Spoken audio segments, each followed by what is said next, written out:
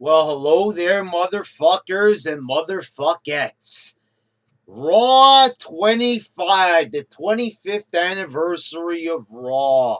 We're celebrating this Raw. It's the longest running episodic, television series in history. All these great moments, the Attitude Era, Ruthless Aggression Era, and so we're back here. We've got the Barclays Center. We're in New York. We've got the Manhattan Center, the place that started it all. And then you've also on top of that, you've got the Undertaker booked, Stone Cold booked. You've got Vince McMahon on the show and a host of other legends. Whoever they could get, whoever's still alive, they got most of them. There's some political reasons why some people didn't appear, but besides that, it's like how can this show, not be good? I mean, you've got D-Generation X on this show. It's going to be awesome, right? Razor Ramon Chico is going to be on this show. I mean, they've got everybody booked. Trish Stratus is going to be there. How could this not be good? All the possibilities. The new stars can interact with the old stars. We could build new angles. People are having problems getting over. No problem. Bring in some of these legends. Have them work a segment. Have them get heat.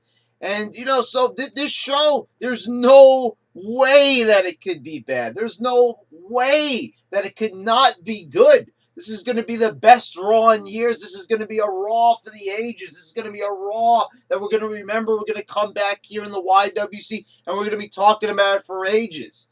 Maybe the Raws after this won't be so good, but we at least know that, this is once in a lifetime. You only get one 25th anniversary.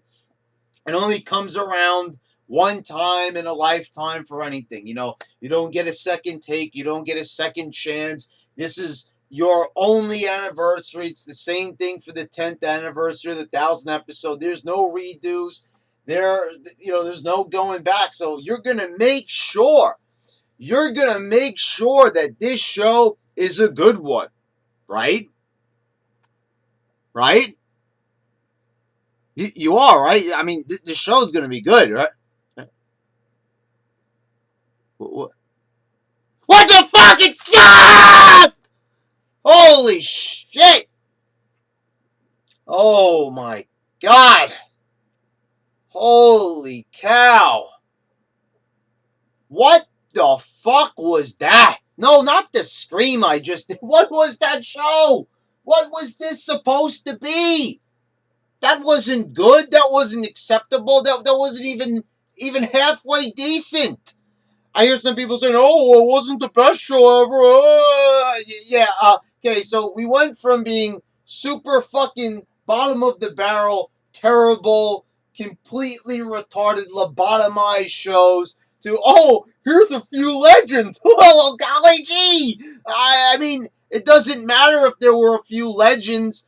This show was a complete fucking train wreck in every sense of the word. I mean, for anybody to be giving this show a pass, I mean, you've got to be kidding me. You've got to be joking if you're going to actually say that this show is acceptable or you enjoyed it. Let's just start from the beginning. So we start off Stephanie and Shane. Stephanie McMahon thinks she's so cool. Her facial expression, she is just so fucking detestable. Let's just get that right off the bat. Gotta get that off my chest. It's not like I haven't said it before, but I have to reestablish myself here for people who haven't heard it before.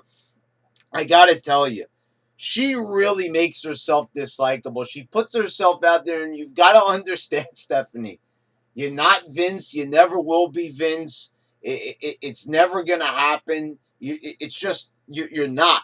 I'm sorry, but you can't have a female act like a man. It's not gonna work, and it hasn't, and it's proven that it hasn't. She gets heat, but that's because she's annoying. She has that shrill voice. Her and Shane introduce a video package of Raw. So that's really awkward for the live crowd. It's even awkward for the home crowd. Hey, it's Raw 25. Now look at this video. Okay, so we're not going to start off right off the bat making new memories or converging the past with the present. We're going to just say, oh, here's some stuff of what we used to be better. Yeah, you guys used to be a lot fucking better. Thanks for reminding us that. I said that when they put out the Monday Night Wars thing, when they're sitting around talking, oh, that was a different time. Yeah, it's a different time, and so many things have occurred in society. You have so much material to work with. But you want to play it safe, and you can even play it safe and still have a good show. But it's like you're sitting down and saying, oh, well, our days of having good shows are long behind us because the times have changed. What is that even supposed to mean? You don't know how hard I want to slap a wrestler like Road Dogg every single time he says, oh, the times have changed. So you're going to excuse your shitty-ass writing because the times have changed. Right. Okay, so they introduced Vince McMahon. Stephanie says she put out a GoFundMe online and they got him a gift. It's why the kids would have to put out a GoFundMe when Vince McMahon is borderline billionaire. It doesn't make any sense. Whatever. It's wrestling. We're not going to read that deep into it. Right, guys? Okay, so they give him a plaque. That's what the gift they got for him from the GoFundMe, from the money received. So they hand it to McMahon. McMahon is being a jerk about it. He's saying Brooklyn is cheap. This is all they could afford. And so he's putting it down. He's acting, like an asshole. But it's like I'm sitting there, and I'm not even kidding, guys. I'm like, he's cutting a promo on a fucking plaque. So we waited 25 years to have a 25th anniversary show on Raw, which we're going to expect is going to be really good because it is the anniversary, and they're going to put all their eggs into one basket. They're going to make sure the show is good. And McMahon is cutting a promo on a fucking plaque on a piece of wood. So Stone Cold comes out. No promo, no nothing. McMahon says he's a senior citizen. He was begging off Stone Cold, which was all right. It's just... Okay, so he convinces Stone Cold that he should stun Shane because, he's in better health. He's not a senior citizen. So, Stone Cold stunned Shane. Then he stunned Vince. Then he gave a couple more stunners, drank some beer. He gave the beer to Vince, and he stunned them, and did the same thing with Shane. We've seen it before. We've seen it 1,000 times. We haven't seen it in a while, so it's new, right? It's better than what we've been getting. I'm sorry, but you guys all know that I'm just not going to dismiss it, say like, oh, well, it's better than it used to be. I said it a long time ago. I am done lowering my standards. I am done giving them a pass. They have gone too many fucking years of putting out shitty fucking programming for me to say, oh, well, it's better than it usually is. Now, sorry, this was just a rerun. And the thing is, I could see this stuff easily and in better segments on the WWE Network. So, why am I going to sit here and rewatch something I've already seen 20 times already in the past? Some new star could have interacted with Stone Cold. There's some ideas. They could have worked something into the show. They could have built something up for weeks and weeks. This just felt like we're just going to have a segment. We're just going to write this into the show at random because we want to have another classic Austin McMahon moment. But it didn't feel classic. And Stone Cold didn't say anything. I mean, what were they scared that he was going to say something that wasn't PG or wasn't politically correct? And, they weren't going to look good as a publicly traded company? I guess that was the reason. We move on, and it's an 8-woman tag match with 2 fucking commercial breaks in it. Now, are you really going to come back after the first commercial break? Are you going to come back after the second commercial break? I mean, and after the second commercial break, it's like, why would anybody tune back in? I don't know who would do such a thing. Anyway, I think Asuka's team won, whatever. Asuka throws them all out of the ring, or her teammates, because, it's like Royal Rumble style. Okay, whatever. So there you go. It's like, okay, so we just started off.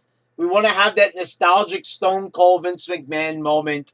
It's not getting over with me. It was over with the crowd, whatever, because it's better than what it is. It's the Stone Cold's pop was the biggest I've heard in years. And I believe it was Jim Jefferson who said it on Facebook. I saw your comment. And, you're absolutely right. It was the biggest pop I've heard in a long time for a wrestler. But so you're going to follow that up with an 8-woman tag extravaganza, like we don't get those on the norm. Kurt Angle was backstage. Jonathan Coachman walks in. Then Teddy Long walked in. Brooklyn Brawler walked in. Brother Love walked in, and he did his gimmick. Bruce Pritchard was there. Then the Boogeyman comes, and he hands, I think he handed Angle the worms. That was a little entertaining. But this is something that started a trend for the rest of the night. You saw how it was Teddy Long walking in, Brooklyn Brawler walking in, just people walking in and standing around, and I'm going to elaborate more on that in the future. So then we cut to the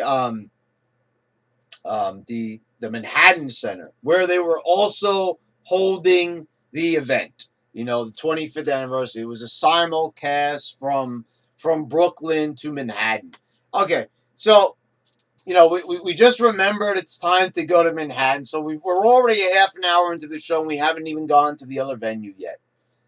And it's JR and the King, which, by the way, guys, they're saying that JR and the King fell asleep, and everybody's saying, oh, they're old, and stuff like that. And JR, he went after Raj Giri of Wrestling Inc., and good for him for doing so.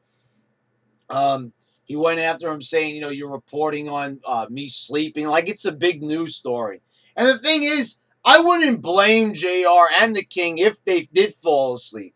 But whatever. They have like some photo where it seems like their eyes are closed. Maybe they caught them in mid-blink. I don't know.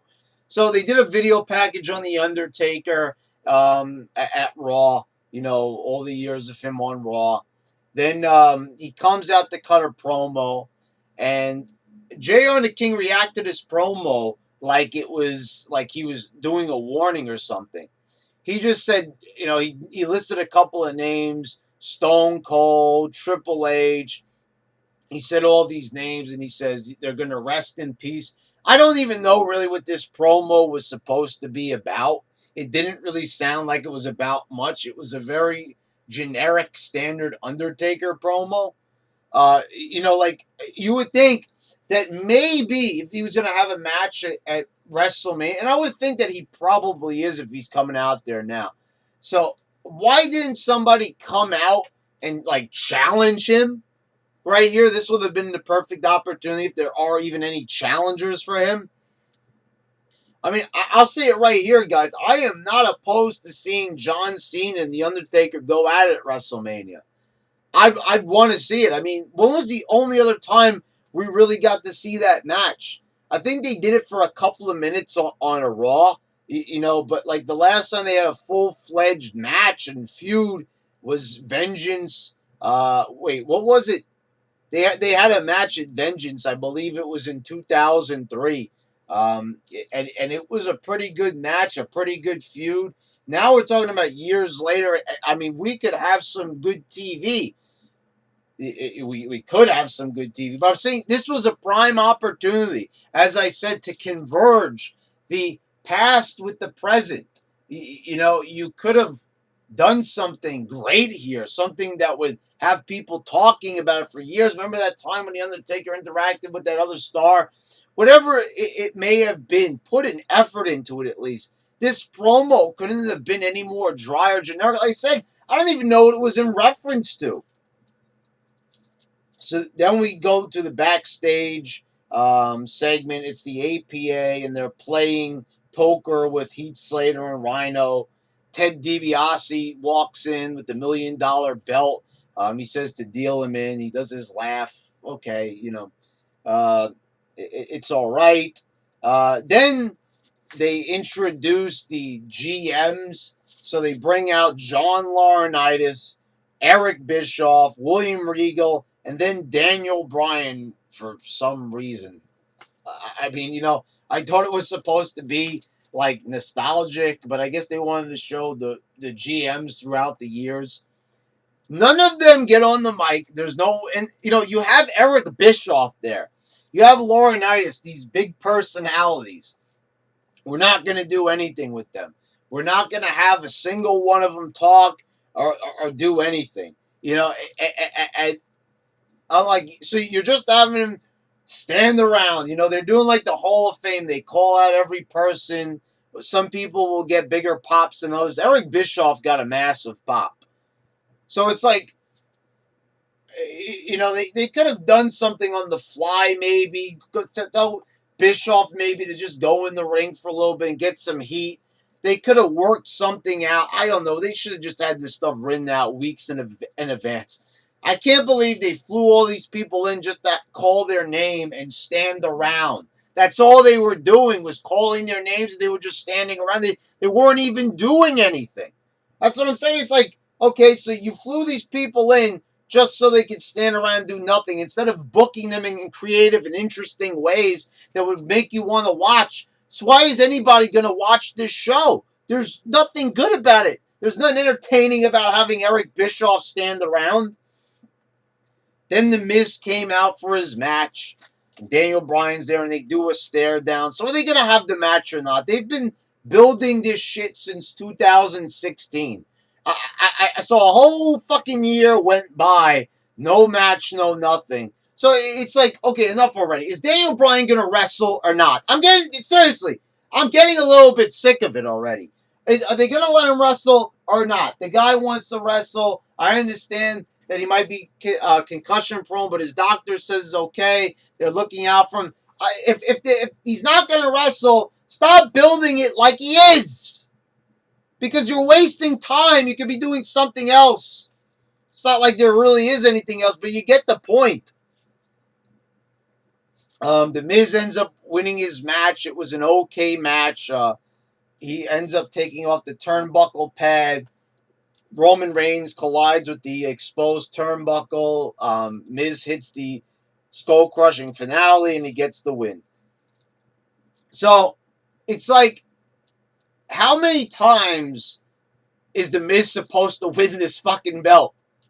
Why did they even put it on Roman Reigns if they were just going to give it back to The Miz about a month or two later? I mean, I don't understand. Like, he's just going from IC belt to IC belt to IC belt. I mean, when does it stop? I mean, it reaches a point where it's a little bit ridiculous. I mean, how many Intercontinental titles? He's won 8 already? I mean, to me, if you ask me, it seems like more, but he did have some big reigns in between. I don't know why you don't just keep the belt on him and just have him hold it for 2 years. I mean, you're going to just have him hold it for a long time, then have him lose it for a few months, and then have it win again, and then he's going to hold the belt for another year. You just keep the belt on him. Hey, guys, look, I like The Miz. He's entertaining as fuck. I think he's one of the best personalities on the show. But the way they book this guy, I mean, he's booked in circles. He's doomed to an eternity of IC title wins. Jeff Hardy was backstage. MVP shows up You know, you would think like these people return and there'd be like fanfare. We haven't seen Jeff in months. Jeff has returned. MVP's here. He hasn't been there since 2010. And after 8 years, he just shows up. Oh, well, it's Raw 25, so it makes sense. No, it's not that way. They don't even mention his name. They don't even mention that MVP is there. They don't even call him by name or Jeff Hardy, Michael Cole, Jim Ross, and Lola. They're not even reacting to it. But what? I mean, are you seriously just saying like these people don't matter? Jeff Hardy is a former champion of yours, a world champion. You're not even acknowledging his existence backstage. They're playing poker with the APA. So, you know, MVP does a little bit of his shtick backstage, and that's the end of that.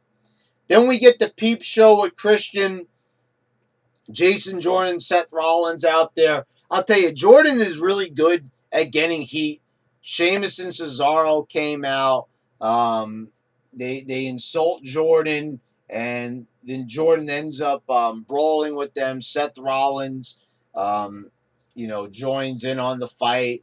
And, that's basically it. So, I mean, the thing is about this, it's like, okay, Jordan got some heat, but that's about it. They didn't even really do anything interesting here. It's like they did this on the last episode of Raw. There's nothing new here. They're doing these segments, and they're not getting over at all. Like, it's segment after, okay, Christian is there. We're not getting any interesting questions or doing anything interesting with Christian's presence there. It's just like, okay, we're going to throw these guys out in the talk show, cut a promo, don't make anything special out of it. Like that was the high point there. Jordan getting some heat on the crowd. Backstage, Alexa Bliss was getting interviewed. Charlotte came over and she's like fucking a whole foot taller than Alexa Bliss. Then Rick, she made fun of her and her height. Ric Flair came in, and they did this big woo that like made the whole sound crackle. What's the generic comment I have to say here in the review? It was good to see Ric Flair. Like I said, like nothing original. We've already seen this. It's just like, okay, well, here's Ric Flair. Just like here's Bischoff and here's MVP. People but we're not even going to make a big deal out of it or do anything creative.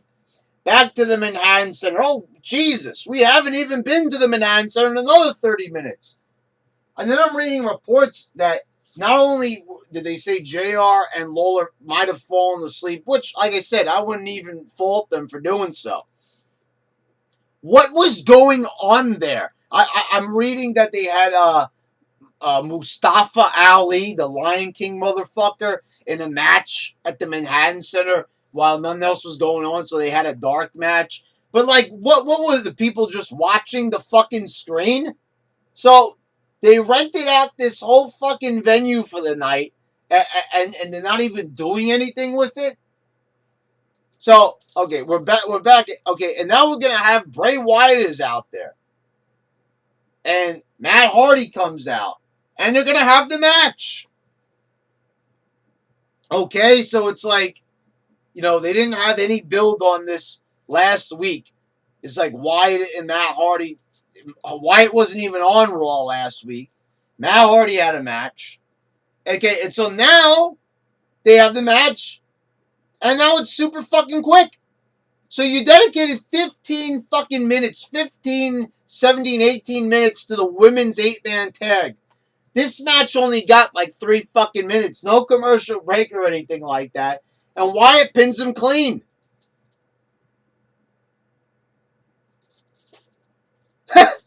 I mean, what happened? I thought Matt Hardy was this whole project. Oh, we're going to build him up. He loses. What has happened to any sort of momentum or building anybody's character? It doesn't matter if it's Raw 25. It doesn't matter if it's a random episode of Raw. They never take the effort to build anybody up in the appropriate way. You've got the crowd behind Matt Hardy. Matt Hardy is behind his character. He wants to entertain everybody. And what do you do? This gimmick isn't even like 2 months old, and they're already they just beat him right there on the spot on the anniversary show in a short, quick match. And that wouldn't be a problem if it was a quick match. If this was like how the show was formatted, where we didn't have these 18-minute matches for other people. So, and these are your stars here. Wyatt is also a former champion. And you're not going to dedicate any time to these guys. You gave more time to the women. You gave 4 or 5 times more time to the fucking women than you did to Matt Hardy, who's obviously more over than every single girl in that match. So, but I mean, that's it, and we move on. Then we introduce the women of the past. So the Bellas are there, Kelly, Jacqueline, Michelle McCool, who got no reaction whatsoever, Tori Wilson, who I thought when they said Tori Wilson, the audience was going to explode. And there was like no reaction for her. And I'm like, when Tori used to come out during the Ruthless Aggression era, the crowd was fucking horny as hell for her. And they were like cheering for Tori Wilson. She's this beautiful, and she looked great, but no reaction.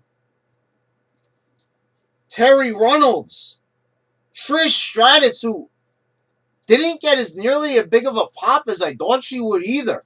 The Bellas got the biggest pop. Lillian Garcia, that was it. No Molly Holly, no Lita. Even Lita said on Twitter, I saw, she wasn't even invited. She wasn't on the get. How are you not going to have Lita out there? And the thing is, once again, that was it for these women. Just like with the GMs, you bring in these big names, Eric Bischoff and shit, and they're just standing around. They call their names, and that's it. How lazy is that? You're not going to do a segment? Trish Stratus face-to-face with Asuka? Trish Stratus could have came in on the promo of Alexa Bliss or Charlotte. All these possibilities. You could have booked a match at least. You love matches, right? Fucking 20, 30-minute, 40-minute matches. No match? I mean, it drives me fucking up the wall. They had so many opportunities here to do cool shit, and they didn't do anything.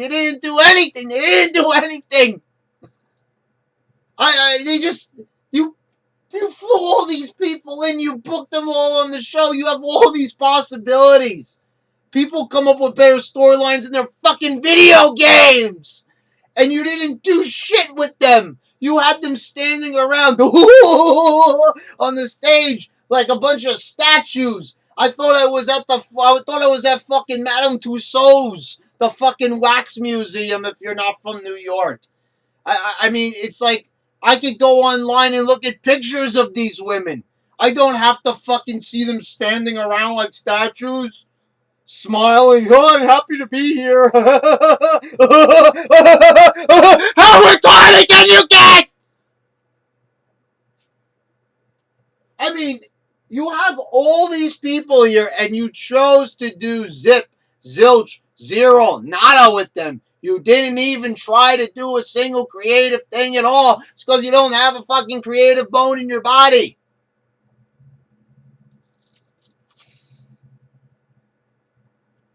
Elias was backstage. He runs into Jericho. Jericho had his guitar. He played a song for Elias. And that was it. I mean, that was entertaining, but all right. That's it for Jericho. He's a big star, all these big moments, versus Triple H and shit on Raw. Moving on. That's the rest we see of Jericho. Elias is in the ring. People were really behind Elias here, I have to say. And they also came up with this creative thing that I never even thought of. WWE stands for Walk with Elias. That, that's such a, it stands for that. But it's like, it's actually kind of genius in a way. they could, like, really make that take off. Like, I didn't even realize that. It's an acronym. It's good for marketing. It sounds stupid, but it is. So John Cena comes out, and, you know, they're playing with the beach ball. These fucking nimrods in the audience. You would expect nothing more or less from these people. You'd expect them to be disrespectful. So, you know, Elias tells Cena to shut up, and Cena ends up, you know, giving the attitude adjustment to him. So, okay, you know, so it was all right. We already saw this kind of on the Christmas episode with no follow-up. Here they are again. So maybe we might get a little something. Maybe they'll have a match at Fastlane. Who knows? I know Elias will probably lose, but I'm looking at Elias here. I'm listening to Elias. This guy is so over with the crowd.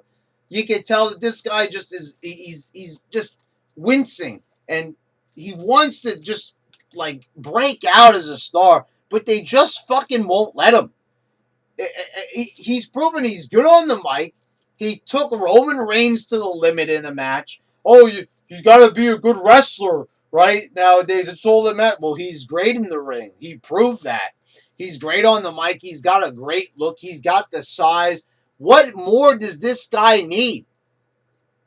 I mean, for WWE to finally fucking realize to do something with him. You're having him introduce The Miz last week. Okay, at least he was in the higher profile segment, and they dedicated 2 segments to him. Backstage, Heath Slater is accused of cheating in the poker game. They start arguing, and JBL tells them to go take care of their business in the ring. Ted DiBiase ends up winning the poker game. Okay.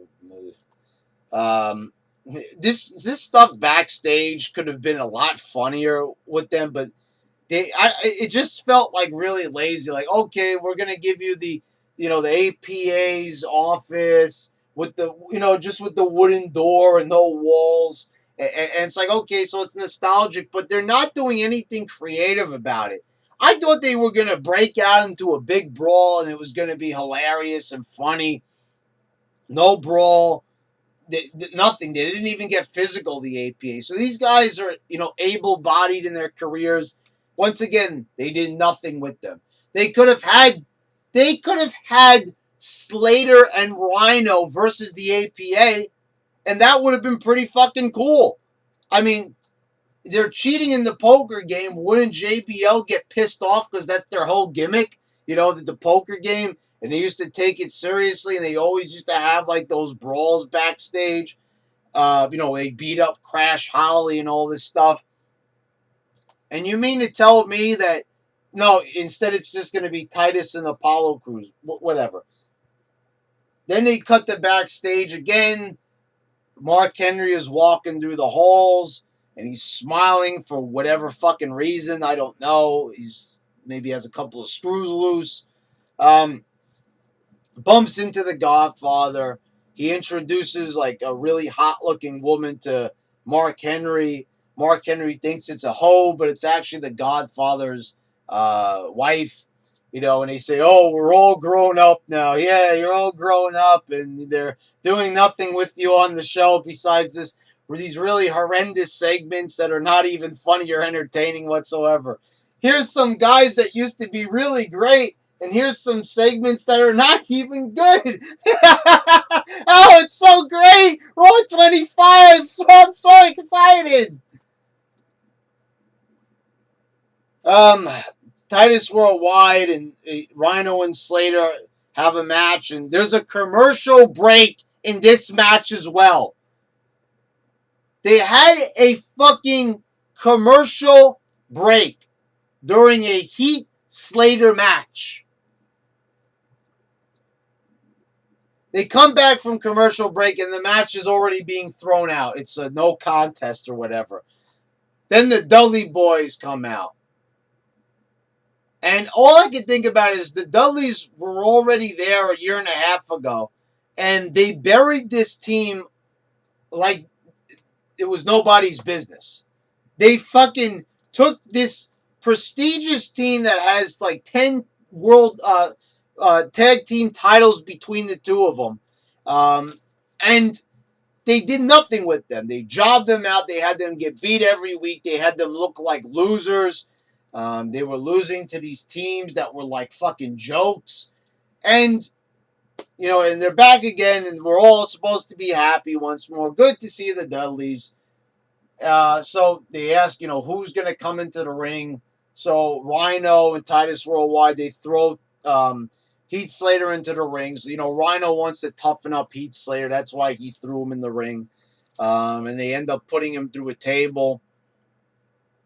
And then after that, then Rhino, okay, so I get it. They're trying to toughen up Slater. But then, like, Rhino was, like, celebrating with them.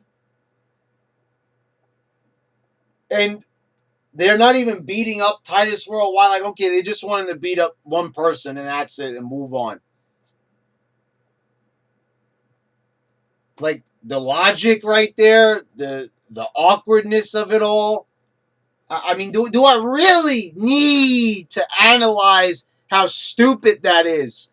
They fucking put his partner through a fucking table. He did to toughen him up, but then he's going to go in the ring and celebrate with them. Thanks for fucking up my partner. Yay! You cannot make this shit up.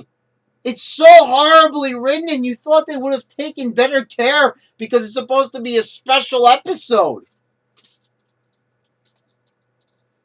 AJ Styles was backstage, and he tells Charlie to give the floor to Mean Gene.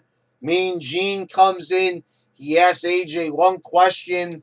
AJ, cuts a really generic promo where he says it's going to be ringing through their ears. And still, WWE. I mean, like a promo we've heard 1,000 fucking times. You couldn't even write a unique promo for AJ. I know it's not his promo. I'm not blaming him. I'm blaming these fucking writers. You couldn't at least write a unique promo for AJ on Raw 25? Mean Gene says one line and then it's time to move on?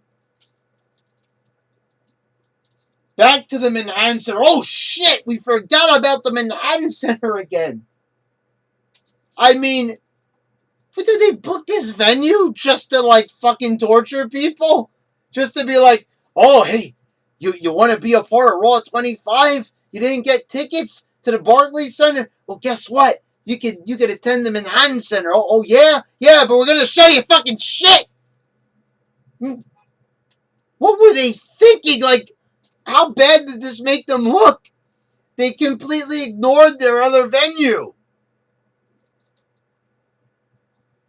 So, Triple H and Shawn Michaels come out. It's all about thank you and really fucking lame. Like, DX, yeah, raw and raunchy. I like it, yeah. All right, I'm excited for DX. Great. I'm so pumped to see him. Okay, so we get them in the ring. Oh, thank you for everything. Like fucking, kissing the fans' ass. Thank you. We're still gonna give you a shitty show every week, but you're the people that make this whole show possible. Okay, so Shawn Michaels wants to talk about some old memories, and Triple H is like, oh, you can't share that here. And then Shawn Michaels says, oh, yeah, but you could check it out on the WWE Network. Triple H jokes, yeah, it's a cheap pun, but it's true. He can't talk about it, but you could go watch it. I mean, they just make themselves look so fucking lame. I mean, we can't even have fun for a couple of moments with DX, and it has to turn into some lame, shitty fucking plug for the network? We didn't come alone. The New Age Outlaws come out. Hey, look, it's the guy that writes SmackDown into shit every week. How is this guy, like, so charismatic, but he doesn't even realize what it takes to make a star? I don't get it. I guess he's just a performer and a terrible writer. I mean, it is two different things, after all. X-Pac comes out. He introduces Scott Hall as Razor Ramon. Scott Hall doesn't look that great. But after all the fucking abuse that the guy went through with alcohol and shit, I mean, it's lucky he's even still fucking alive. I mean, really, and he's not like in a hospital bed. So it's good to see Scott Hall. And then the Balor Club comes out, and I'm like, oh my god. Okay, I was like, maybe they're gonna do at least something. I don't like the Balor Club. I don't like fuckboy Balor. But I was like, you know what? Maybe at least they could at least do a little something to like help them get over, whatever it may be. So all they want to do is the too sweet thing. And I'm like, what? Why would DX and Scott Hall do the too sweet with them? So they stole that gimmick in Japan. Oh, look how original we are. We're marks. We're wrestlers, but we're still marks doing the too sweet. We like to pretend we're the NWO, and so they're doing all this, and it's like the crowd is cheering. I'm like, you have DX in the ring. D fucking X. D Generation X. Triple H. Shawn Michaels, the Outlaws, one of the best tag teams ever. Fucking Shawn Michaels. Shawn fucking Michaels. And you're putting Balor in there like he's an equal? Luke Gallows and Carl Anderson? I mean, the only person out of that little ensemble that looks like anybody is Gallows. Because of his height. And he virtually looks like he could kick some ass. I mean, but the other two. And so we're supposed to actually buy this shit. Nobody says anything. They're just doing the too sweet. Like, what is it? What's the explanation behind this? This is for the IWC marks. That's all it is for. Hey, you guys want to see them do the too sweet? We're going to just make your dreams come true. I am sick and tired of making their fucking wet dreams come true. I am so fucking sick and tired of catering to the IWC. I want some good TV. I don't want to see some moments that will please the internet. Fuck the internet. Fuck this fucking shit called the internet. Fuck the YWC, the IWC, and all the fucking smarks out there. You guys, you fucking ruined this company for everybody. I blame McMahon for catering to you guys, but you share the blame as well for being so fucking stupid. So the Revival comes out, and I thought, hey, I praised them last week. I says, I like the promo they're cutting. You're sports entertainers. We're wrestlers. There's a clear divide between us. Did they challenge them? Did they say, oh, DX, you're sports entertainment. We're real wrestlers. We're going to show you how it's done. No, they just job out to the Balor Club. And then everybody gets it. They all hit their finishers at the end or their signature moves. And then they have Balor get on the top rope and do his horrible looking finisher. Yay! Woo! I don't even know how anybody's cheering for this. I mean, they should have just booed the fact that they made them sit there fucking doing nothing for an hour. The fucking crowd. Now it's time for the last segment of the show. They parade all the legends out there, MVPs out there. I think Jeff Hardy was there as well. Still no mention of them. And, then they introduce Kane, Strowman, and then Paul Heyman introduces Brock. So Brock F5's Kane. Then Strowman does the running power slam to Brock through the announce table. And that's the end of the show. So that's it. So, okay. Cool to see him put him through the table at the end. And,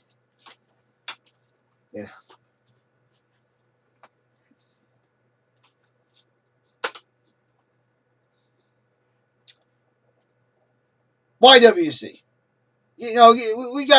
We've been intimate. We have been together for many a year here. I've been doing reviews of WWE, Raw, SmackDown, pay-per-views for since 2012, right?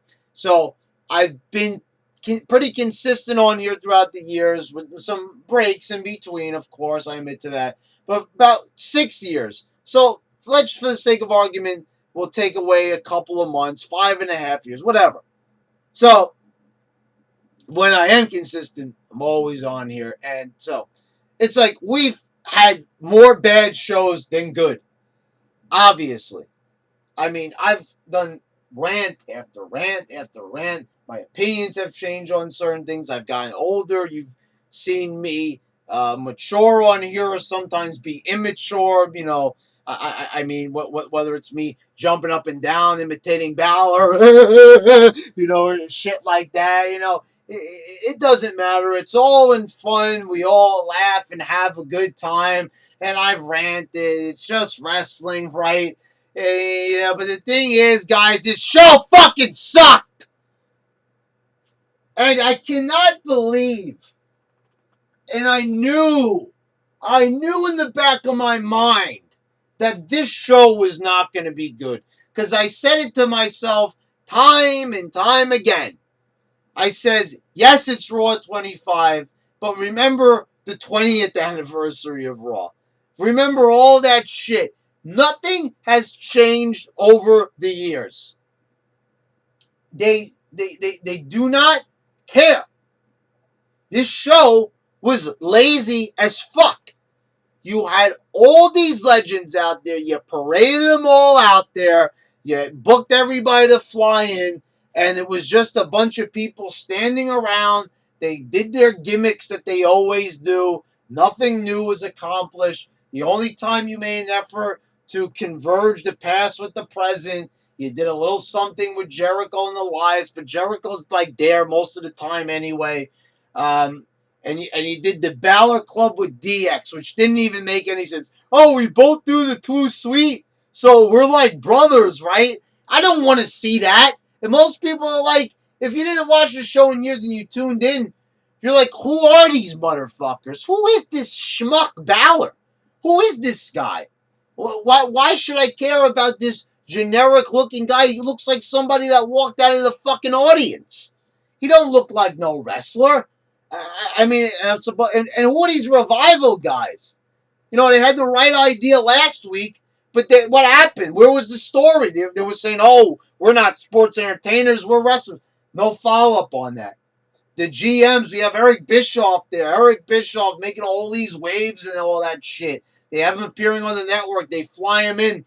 Biggest pop, nothing. Stone Cold, we're just going to do the same thing. Are we going to maybe have Stone Cold interact with Roman Reigns?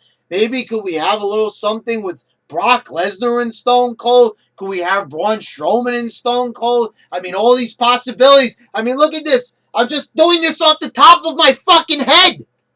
And I'm already writing a better show. I'm already writing a show that more people would want to watch. I'm already figuring out in my mind. I don't even have to fucking sit down for hours on end. They have a whole fucking week.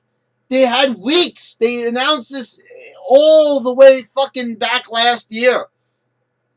And they were already trying to sign people for the show. And they signed a lot of them. But they might as well have just done a normal Raw.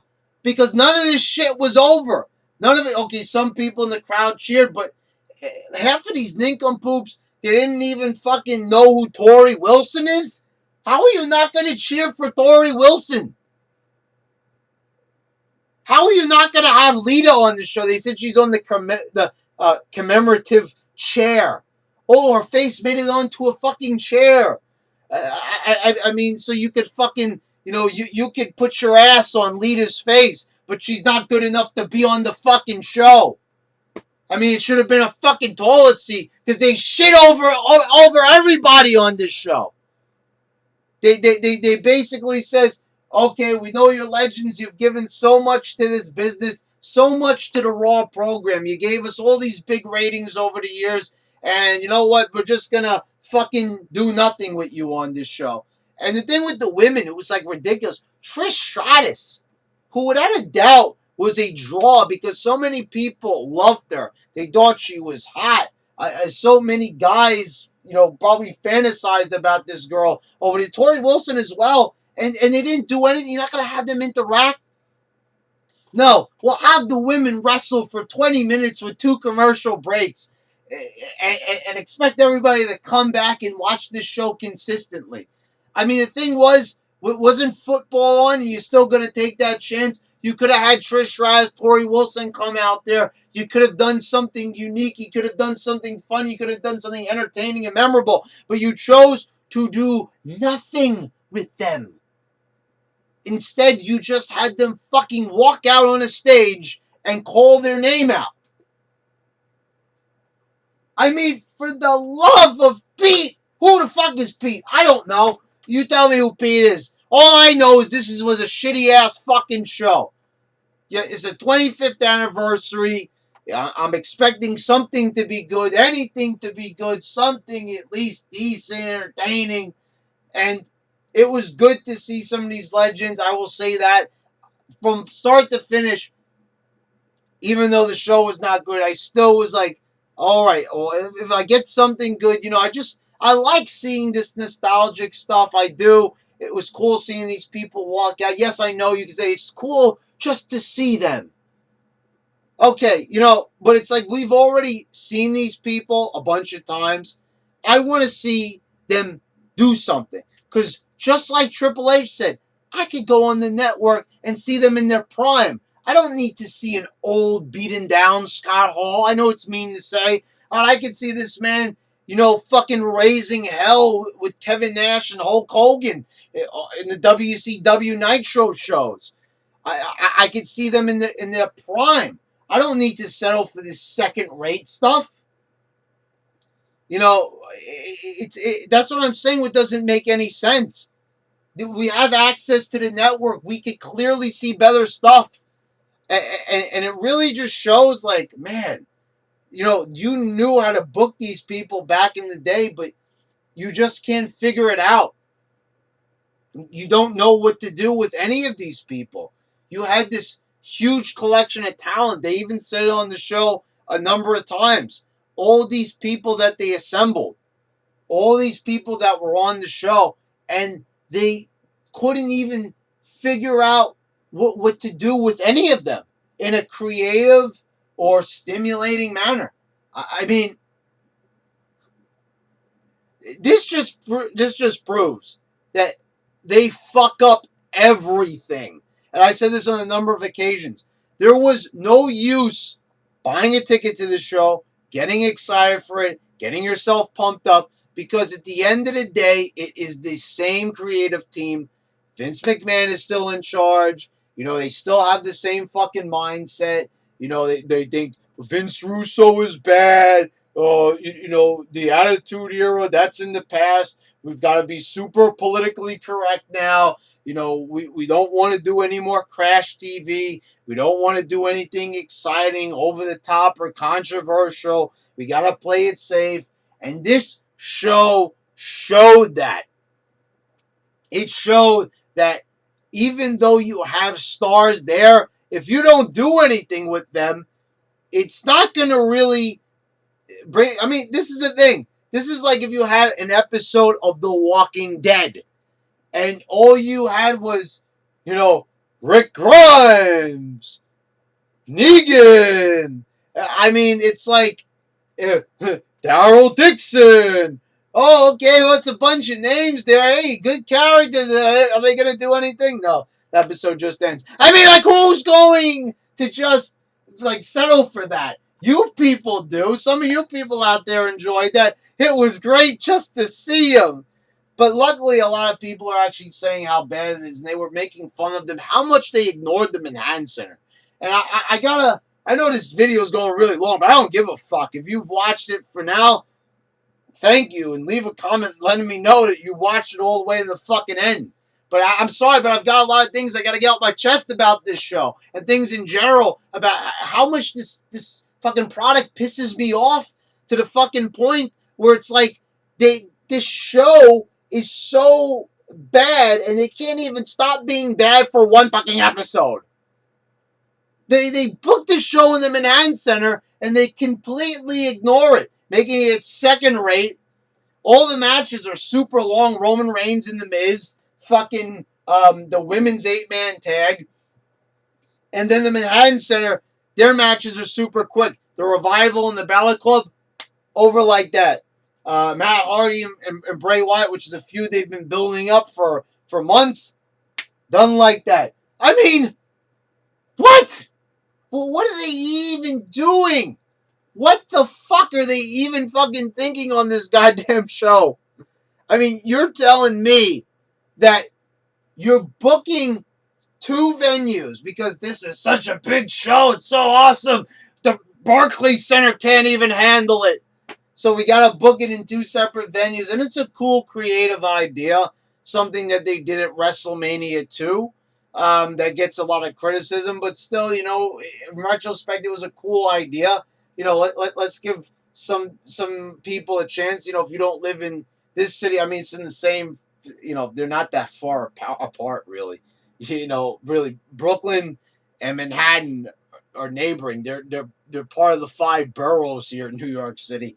So, but anyway, still a cool idea. They're showing love to New York. That's the city that started it all. You know, the first one was at Madison Square Garden. They don't want to do it at MSG because they won't make fucking any money at MSG because they charge them so much to broadcast something on TV. They said Vince ends up losing money anyway. Well, maybe if you actually put on a good show, maybe they wouldn't lose so much money. But anyway, that's besides the fucking point. The whole point that needs to be made here about this show is that they couldn't do something at the Manhattan Center at all. Like, they had so much time. 3 hours. And they were having most of the stuff at the Barclays Center. They couldn't split it up, do more segments or something, throw them a fucking bone over there. You're going to have people sitting around watching nothing. Oh, they gave him a cruiserweight match. Oh, wonderful, a 205 match. That's shit that will fucking make the crowd light up. You know, that's going to make the crowd pop. I mean, they couldn't have even booked this show any worse if they tried. I mean, I'm looking at this show, and there's nothing to really look back on this show and be like it was worth watching at all. This was a waste of time. It's like time stood still for one night and nothing happened. You know, okay, so we're going to forget about some of our current storylines, whichever those are. I don't even know which ones they have that really could be classified as storylines. And you had a chance here to really get some people over, to interact with the past. Okay, so the new stars are having trouble getting over. You know, it's a different time, right? So have these people from that different time, elevate them. Show it how it's done. Just like John Cena getting in there and making Roman Reigns cut the promo of his life. Bringing him to the next level. There were so many opportunities. You had Stone Cold on the show. The guy that knows how to do it better than anybody. Talks about it on this podcast every week. Talking about how the show can improve. Things that could be done better to make it a bit more like the past. How these guys could learn from the veterans. And you have all the veterans on the show, and you're not even doing anything with them. You even have The Undertaker, who might even wrestle at WrestleMania, and he's not even interacting with anybody. You make him cut the most generic promo possible. I mean, how could there be so many opportunities on this show to have good TV, to have good promos, to have memorable moments, to get people over, more importantly, and you take none of them because you don't want to take any chances. It's like this company is ailing. So why would you not want to take chances? But the last time they took a chance was during the Attitude Era, and they benefited from it. So is it better for them to be... First of all, nobody is going to respect this company. It's wrestling. No one's going to, be on the outlook like, oh, this is a reputable company because this is a wrestling company that plays it safe. You're not going to be looked at as like the Writers Guild or some shit like that, where you're respected, or are you going to be looked at like you're some great humanitarians? It doesn't matter how much charity you do. It doesn't matter, if you show, oh, look at the Make-A-Wish. They've been doing Make-A-Wish, and they were doing raunchy television at the same time. So they were doing it in the ruthless aggression era. They were still putting themselves over with Make-A-Wish and Mick Foley. It doesn't matter. You could still do all that charitable work, and you could still put on entertaining TV. You're never going to get the world to accept wrestling as like this high-class, sophisticated form of entertainment. And sometimes you even go against your own supposed morals. Like, it happened during the PG era, where they had Vince McMahon making fun of JR's Bell's palsy with Hornswoggle. Remember that? It's like they can't even stay consistent on anything. So it's like they need to take a fair assessment of themselves, step back and realize, stop being so much holier than thou, and focus on writing a good show. Because really, this fucking mindset of theirs of being a publicly traded company and playing it safe is costing them viewers. They're pretty soon they're not even going to be able to crack 2 million. We've been saying this, and it takes a long time, and I've said it for a while. But for many months, they were getting like 1.6, 1.7. They're back up sometimes, but they're going to be back down again, and they're not going to be able to recover. There's only so many times, because you see every like 5 or so years, the numbers keep on dropping. For years, they were sitting cozy at a 3.0. Now they haven't even been able to get up to a 3.0 in years. I'm sure the ratings are going to be higher for this than any other Raw, but I think there was a football game on. I'm pretty sure there was one. So, I really don't know what but I would expect the show to get better ratings because of it being Raw 25. But this show was a missed opportunity, folks. And I know this video's been over an hour, but it really fucking pissed me the fuck off. So, I think that's about it for right now. I think we'll end it right here. We'll do some other videos. And this has been your YWC champ, saying that Raw 25 suck big hairy balls. Until next time, motherfuckers. Your YWC champ, signing out.